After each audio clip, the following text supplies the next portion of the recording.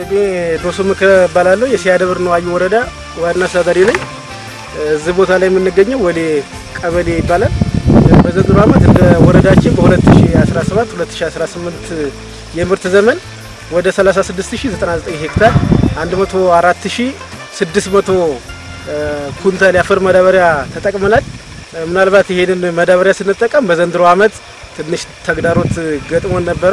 በአንድ እጃችን ልማትን በአንድ እጃችን ደግሞ ሰላምን ይዘን ነበር እየሰራን የነበረው።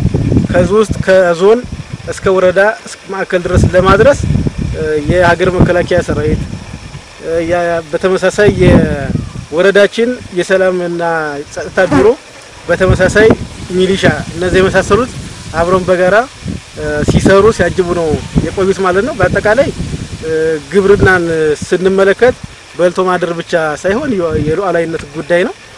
ይሄንን በእኛ በኩል በዘንድሮ ዓመት ጥሩ የሆነ የሰብል ቁመና ስላለ ይሄንኛው በበጋ መስሮም በተመሳሳይ በመኸርም አጠናክረን የምንቀጥልበት አሁን እንዳለማው ባላለው የሲያደብር ነው ወረዳ ግብርና ጽሕፈት ቤት ኃላፊ ዛሬ የምንገኘው በሲያደብር ነው ወረዳ ጀርሳ ቁበቲ ቀበሌ በ63 ሄክታር በሚሸፍነው የባቂላ ክላስተር ውስጥ ነው።